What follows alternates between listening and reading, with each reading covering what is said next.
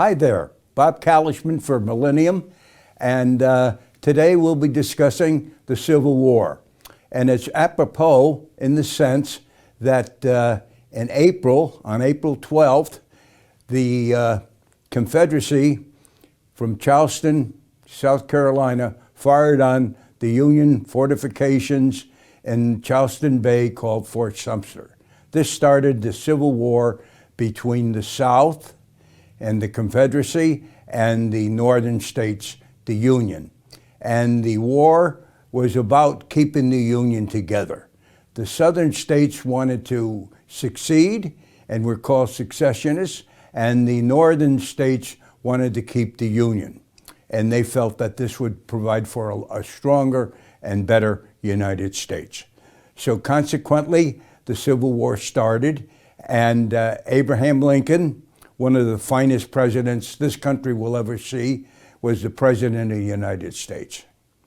And it was his endeavor to hold the Union together. And he had many sayings. One was, "A house divided cannot stand," which is very makes sense in the sense that if you divide the United States, we wouldn't be a nation as such. Consequently, the Union forces were concentrated around the capital, which was Washington, D.C. The Confederate States rallied, and what they did was they appointed Jefferson Davis as their president, and Richmond, Virginia was their capital. And it was more or less a stalemate. And then in more or less 1862, the Union started to make their move, and I'll get to that in a moment or two, but before I do, I think it's very respectful to mention the monument that we have on Hot Meadow Street. It's a monument to the Civil War veterans that went off from Simsbury, Connecticut, mostly all volunteers, to fight the Civil War and to keep the Union together. And this monument has many local families and local farmers that names on these monuments. And we also have to bear in mind that we also have all of New Haven, Hartford, and all your big cities at the time, which committed regiments under Buckingham, who was the colonel, and he headed the Connecticut Volunteers. And there's a street in Hartford named after him, and he was a governor of Connecticut, and his name was Buckingham. So we went on to go into the monument, and we look at the monument, and we respect World War II, we respect World War I, and we have a parade on Memorial Day, but very little is done to pay respects to those gentlemen from Simsbury in Connecticut that marched off as volunteers to fight to keep the Union together, and they fought throughout the South in many battles. And the battle that we discuss today will be the Battle of Fredericksburg. And that was a very serious and devastating battle.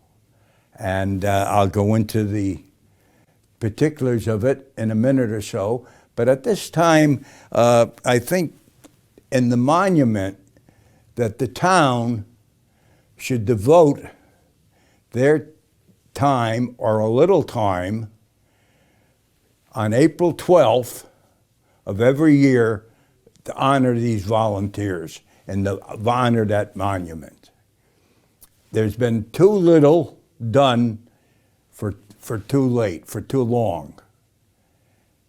And it's still questionable as to that monument sets up there. Is that town land or is it private land? I understand it belongs to private people, but the monument is there. It seems to me that somebody through their benevolency gave the land for that monument, because I think that monument was in other places and it was moved.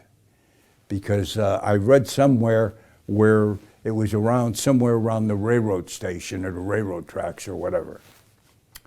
And I go by there and I see very little. Once in a while I may see a wreath.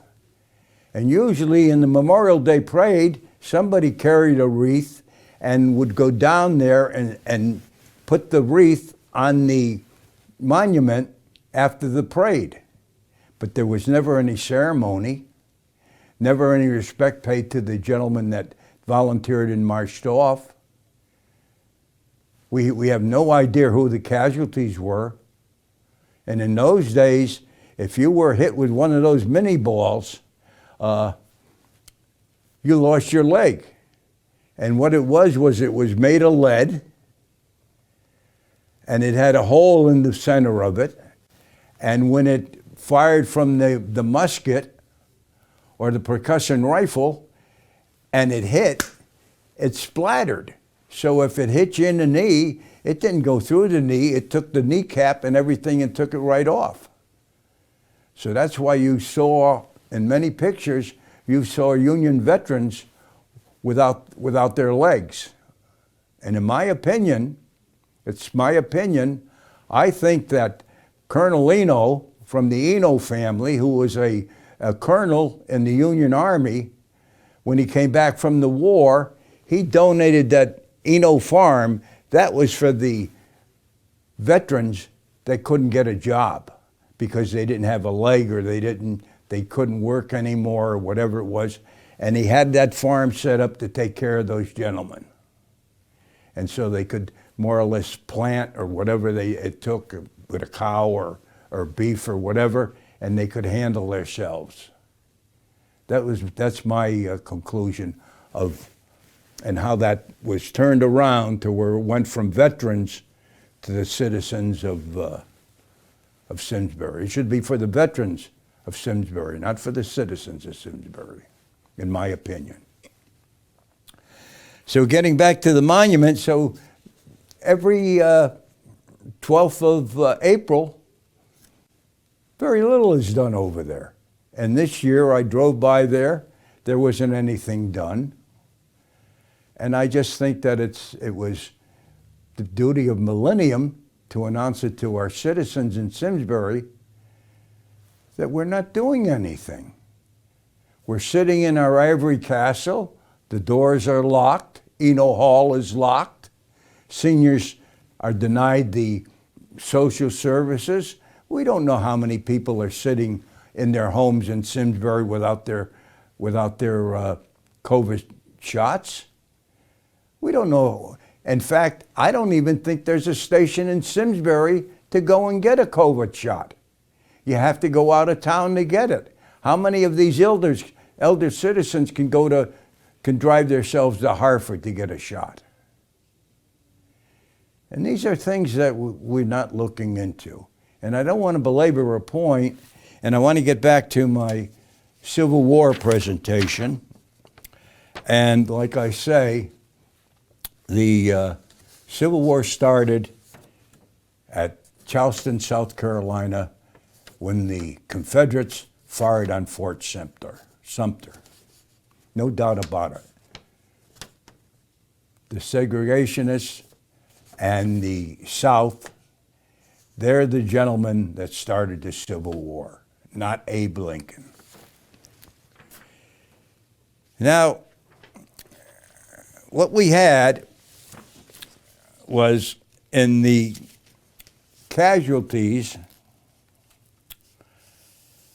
we had the Union had casualties of 12,653.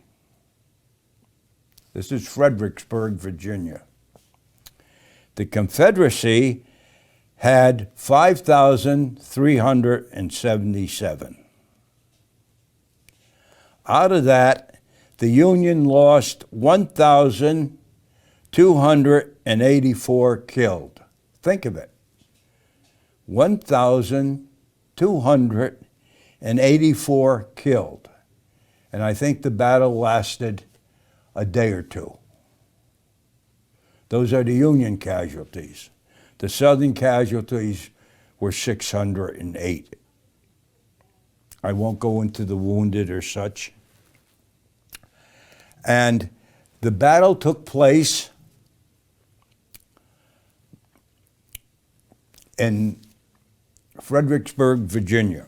Now, Fredericksburg, Virginia, let me show you where it is. Fredericksburg, Virginia is between Washington, and the purpose of it was they were to come down, take Fredericksburg, and from Fredericksburg go into Richmond, Virginia, which would be the capital of the Confederacy, take the Confederacy, and end the war. This was the strategy of it. And at the time, the generals in the Union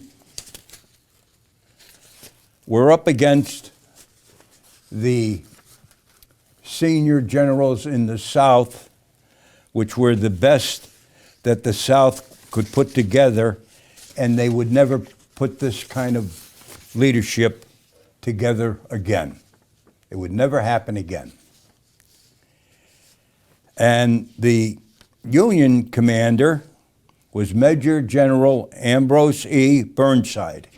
He was the commander.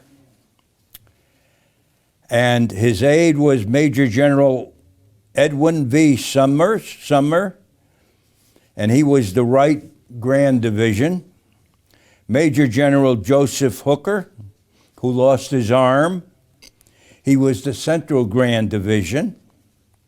And Major General William B. Franklin was the Left Grand Division. Burnside ordered what was called this force the Army of the Potomac into three so-called Grand Divisions, organizations that included infantry, cavalry, artillery, and they would be engaged in the coming battle. The number would be something like 114,000 men. The Right Division, commanded by Major General Edwin V. Bull Sumner, consisted of the Corps of Major General Darius N. Couch, Division of Major General Wilfred S. Hancock.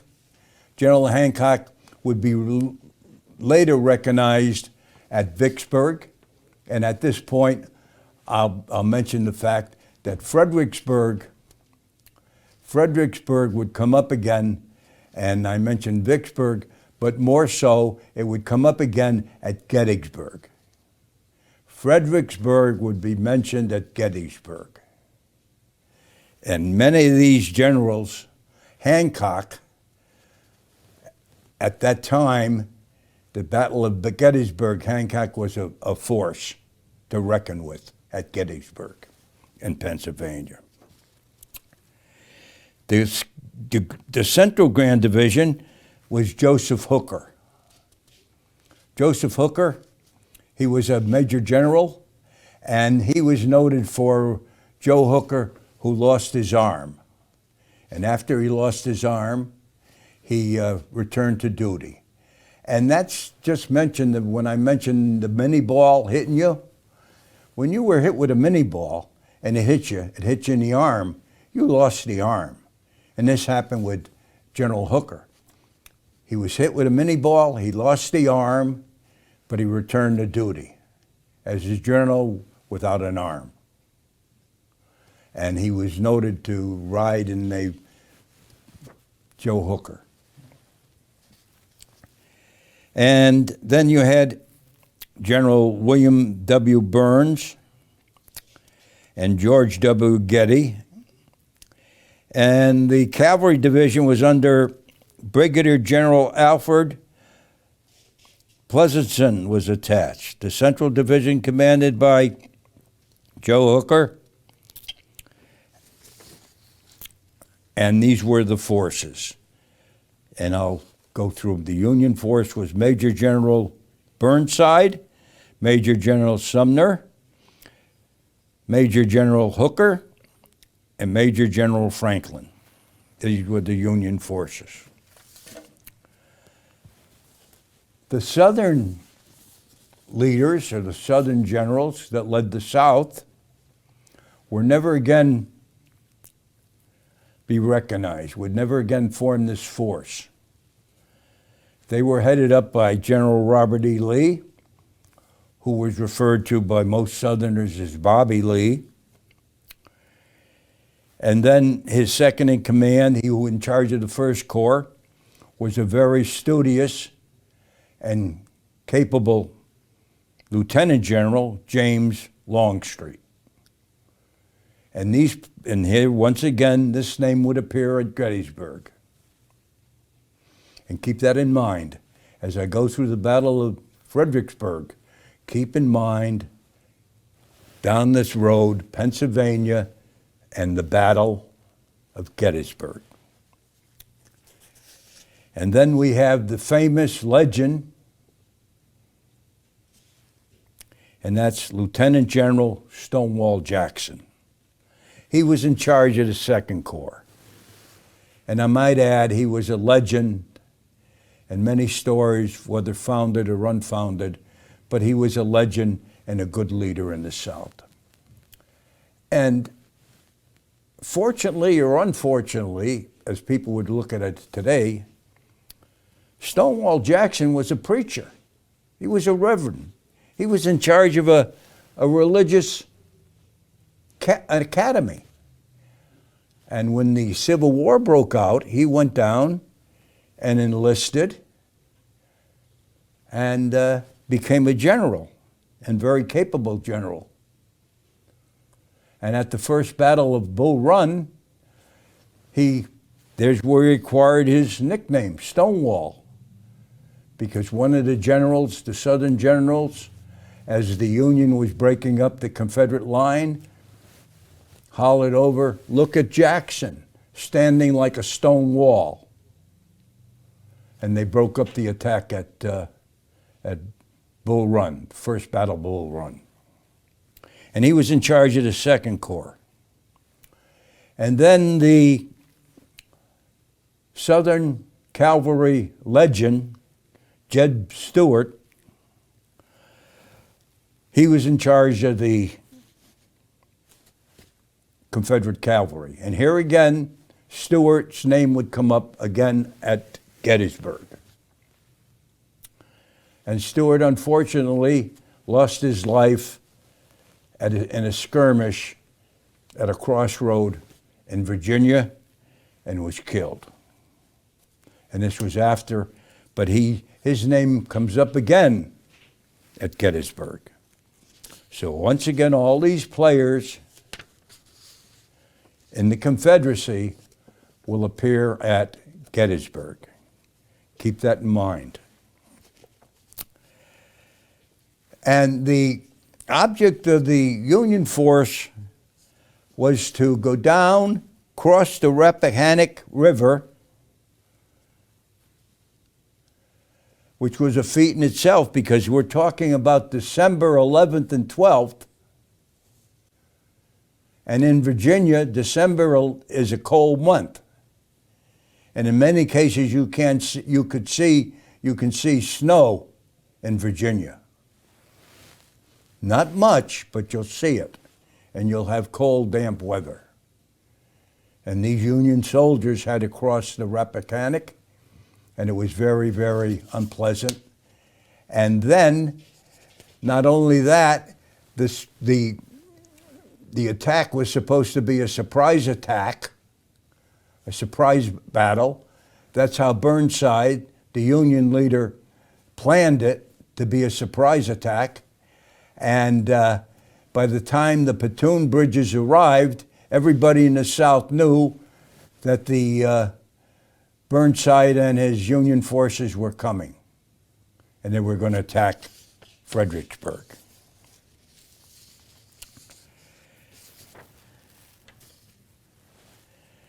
And as the battle proceeded,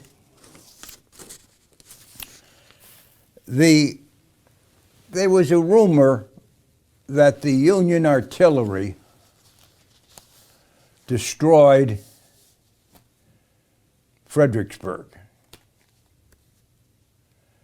And many a Union soldier or many a Southerner would say they would have rather been in hell than to be in Fredericksburg, because the town was devastated. It was as if it had been bombed for 4 days. The town was in flames, and the poem about Stonewall Jackson and the lady saying, "Don't trust a hair on my silver head," that's a myth. The town was burning down. And the reason for it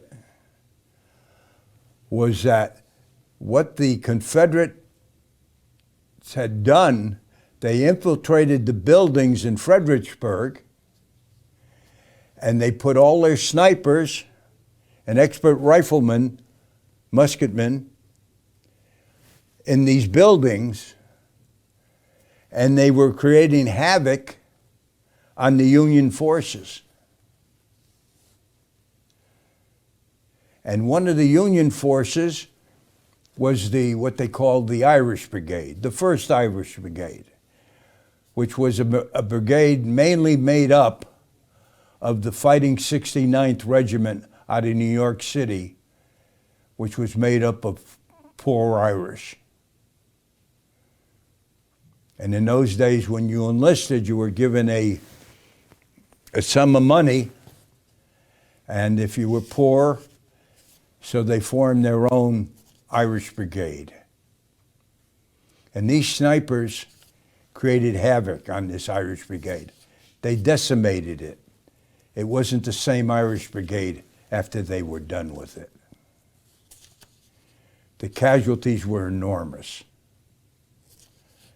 And while this was going on, these Union soldiers, who would later appear, and like I say, bear in mind Gettysburg. They would then again, a lot of them would reappear. Hancock and those regiments would reappear in Gettysburg. And they attacked the city, and it became, on the 13th, it was cold, overcast, a dense fog blanketed the ground and made it impossible for armies to see each other.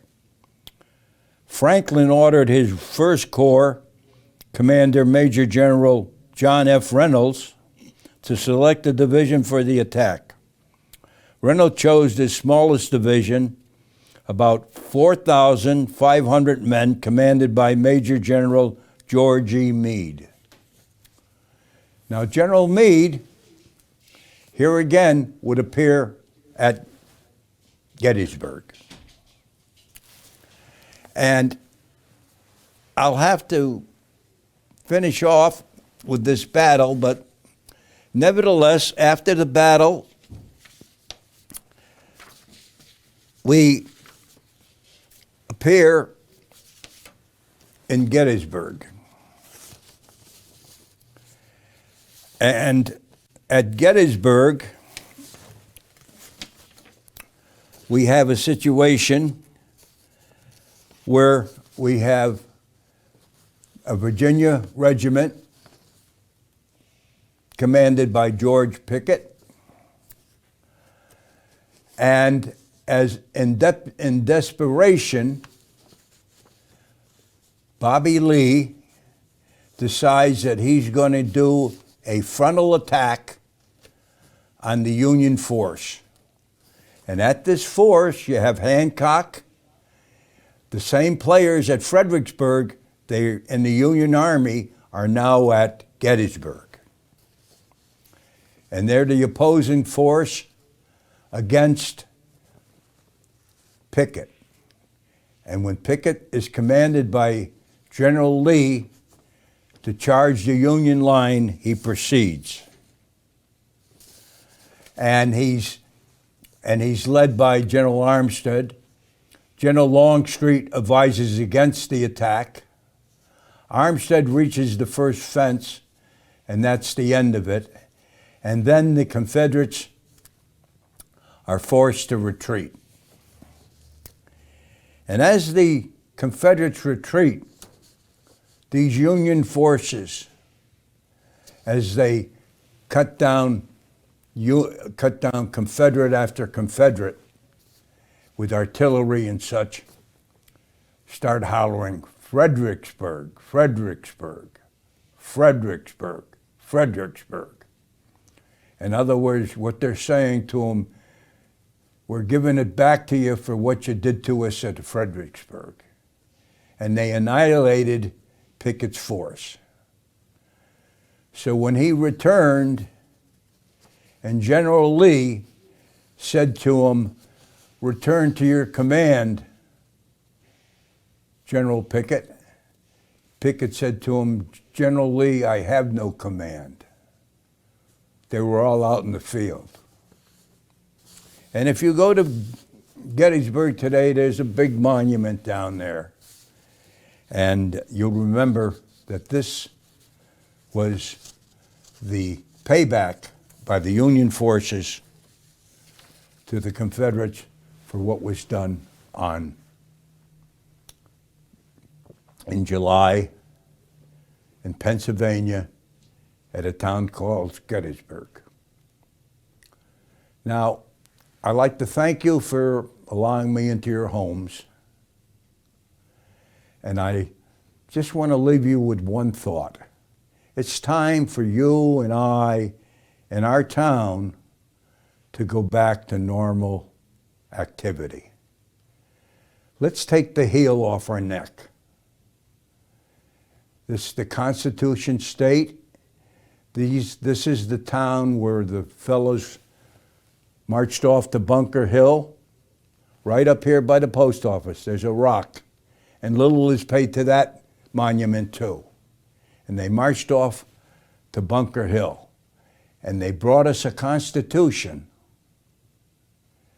And today, we don't have that Constitution. We're denied it by our state government, and we're being denied it by our local government. They can call it what they will, but they have taken away our constitutional rights. They have taken away our right to participate in the town meeting and to participate in government. There's no reason to lock us out. And this, in my opinion, nonsense of doing it by Zoom, that's not democracy. That's, in my opinion, that's 1939 Germany. That's dictatorship.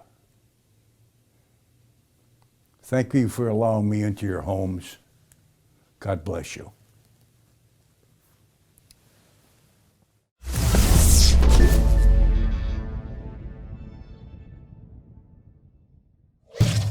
Funding for Simsbury Community Television is provided in part by contributions from viewers like you.